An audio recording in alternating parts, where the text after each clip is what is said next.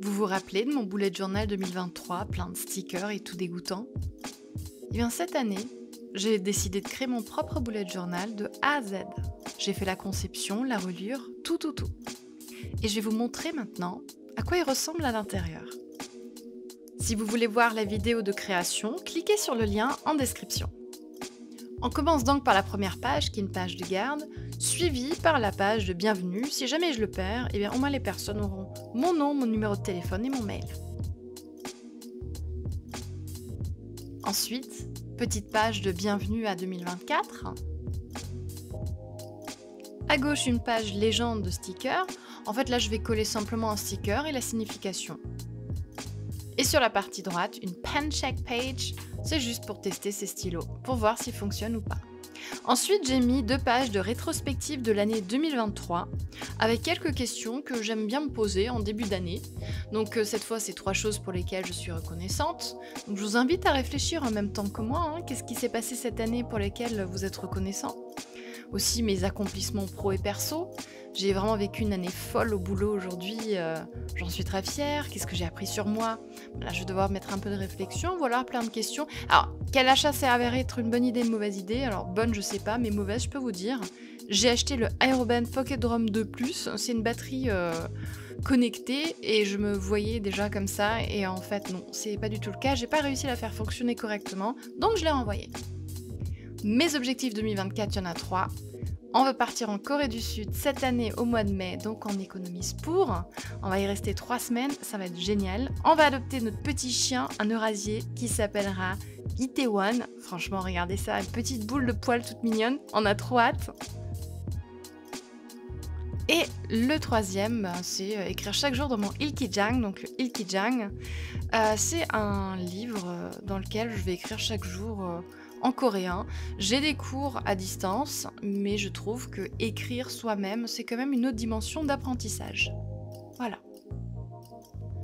Ensuite, une page où je vais mettre les anniversaires, les jours fériés, des dates intéressantes qui marquent l'année. Une page de contact d'urgence que j'avais envie de faire, parce que je sais jamais si c'est le 15, le 17, le 18, le 20. Et quand est-ce que les poubelles passent, parce que franchement, j'arrive jamais à mémoriser ça. Ensuite, des idées de cadeaux. Ça vous arrive parfois aussi de vous balader en ville et vous trouver un cadeau qui serait parfait pour quelqu'un, mais après vous oubliez. Donc moi, je vais le noter ici. Et ensuite, les travaux à faire dans la maison. On a prévu de faire tellement de boulot, je vais le noter. La bucket list. Alors moi j'ai 12 000 envies. Franchement, j'ai envie de faire tellement de choses et d'apprendre des choses, de voir des choses. J'ai envie de faire un vol parabolique par exemple, en zéro gravité. Ça doit être trop cool. Je veux enfin me mettre au crochet parce que ça fait 1 an que j'essaye et j'ai jamais réussi à m'y mettre. J'ai aussi envie d'apprendre enfin à faire du beatboxing. J'ai pris des cours de chant, j'ai appris à jouer au piano. Et aussi, j'aimerais bien faire du patin à glace sans me casser la gueule. Voilà donc une part de ma bucket list. Et à droite, des date night ideas. Donc date night ideas, avec mon mari, on fait des date night où on va à des lieux un peu insolites. Et non, c'est pas ce que vous pensez. Récemment, on a découvert un bar à lancer de haches. On trouvait ça plutôt marrant pour une date night. Donc si vous avez d'autres idées de date night avec des lieux insolites, allez-y, laissez-les en commentaire, ça m'intéresse. La page de bénévolat, je vais coller un sticker à chaque fois que je vais faire du bénévolat que je fais dans une maison pour personnes en situation de handicap. K-pop event, alors ça c'est pour les concerts. Franchement, 2023, il y avait plein de concerts à Paris, donc j'espère qu'en 2024, ça va continuer. Si seulement ils baissaient leur prix, ça serait cool. Et là donc, j'ai prévu pour 2024, alors là, vous voyez mon marque-page que j'ai fait. Donc pour 2024, j'ai prévu de faire... Oui, le marquage, on l'a vu, tu peux le mettre de côté, merci. J'ai prévu de publier 50 vidéos du French Craft Lab. À chaque fois que j'aurai publié une vidéo, je mettrai un sticker. Donc je fais déjà ça. Alors avant, ma chaîne s'appelait Il était une fois le crafting et en cours de route, j'ai changé d'avis et de concept. Mais voilà, ça donne un petit tracking et puis c'est super satisfaisant à chaque fois que je peux coller un sticker. Donc là, on atterrit sur ma page Keisho Addict. Alors Keisho Addict, c'est ma future chaîne que je vais lancer en 2024, où je vais présenter un peu pas que des dramas, mais aussi des émissions télévisées. Et j'ai écrit 2 petites phrases. Tesi itnen kote kiri ita, ce qui veut dire là où il y a une volonté, il y a un chemin. Et puis sur le parti droit, ben, en gros, ce qui a marqué, c'est qu'on n'a rien sans rien. Voilà, c'est censé me motiver en coréen. On va voir ce que ça donne. Je vais voir. Et K-drama et show, ben, c'est un peu lié. Je vais noter un peu tous les dramas et les shows que je regarde, mettre des petites notes, des remarques. Alors, Audible Tracker, je fais partie des gens qui n'arrivent pas à s'asseoir et être heureux en lisant un livre. Moi, je suis plutôt celle qui écoute des podcasts ou qui écoute les livres en faisant autre chose. Donc, cette année, je dis, je vais arrêter de m'obliger. Je vais coller un sticker à chaque fois que j'ai écouté un audiolivre en me disant que 12 audiolivres, 12 mois, ça peut le faire. Un petit planeur 2024-2025, juste pour avoir une overview des 2 années. Et ensuite, on attaque. Donc, chaque mois est fait pareillement. À gauche, on a toujours le mois en question avec un petit thème. Comme 2024, c'est l'année du dragon, j'ai mis un petit dragon tout mignon. À droite, il y a toujours un objectif du mois où je vais écrire l'objectif. Et ensuite, en dessous, je vais mettre soit des emplacements pour des stickers, des coches, etc. selon l'objectif. Et nouveauté de l'année, c'est l'objectif pro du mois. Donc jusqu'à présent, j'avais que des objectifs perso. Là, j'ai envie de passer la troisième carrément et d'évoluer professionnellement. Et après, chaque semaine ressemble à la même chose. En haut, il y a marqué la semaine de quand à quand elle va. Ensuite, du lundi au dimanche, on a les différents emplacements et ma to-do list. Alors c'est volontaire d'avoir gardé les cases petites parce que c'est pas un agenda que j'utilise. C'est vraiment un bougeot où j'écris quelque chose, des choses marquantes, des faits, des petites choses organisationnelles. Ah oui, n'oublions pas mes stickers. Il y a quand même de la place pour mettre des stickers. Bien évidemment. Et donc, chaque semaine est fait exactement de la même manière. Donc ce mois-ci, tout est dans ces tons-là. En février, je suis allée un peu sur le trip de la Saint-Valentin. Hein. J'ai mis des petits cœurs partout. Donc ça sera un mois super rouge. On passe donc à mars, qui est très clair, très fleuri, avec des couleurs un peu vintage, un peu rétro. Pareil, j'ai adapté la police aussi pour matcher un peu le thème et l'humeur du mois.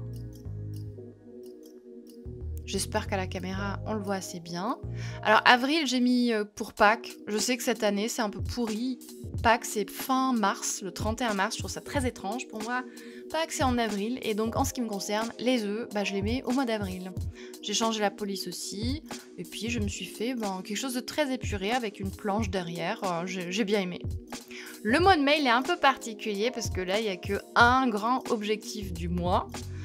Qui sera amusez-vous en Corée du Sud, puisque comme je vous ai déjà dit en début, on y va en Corée du Sud boire du soju et visiter les temples. Donc là l'objectif ça sera juste de parler avec un maximum de gens coréens en coréen. Voilà, si j'arrive à faire ça, je suis heureuse.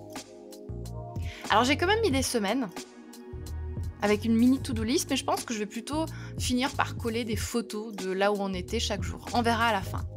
Alors le mois de juin il est un peu particulier, je voulais tenter quelque chose, j'ai fait en noir et en fait l'objectif du mois et l'objectif pro, je vais essayer de l'écrire avec des stylos craie que j'ai trouvé, des stylos blancs où on peut écrire sur du noir. Alors je suis pas sûre si ça tient vraiment bien, si ça marche, si ça fonctionne, donc je me suis pas trop aventurée et puis sur les semaines je suis restée un peu plus sobre et j'ai quand même mis les emplacements pour écrire en blanc.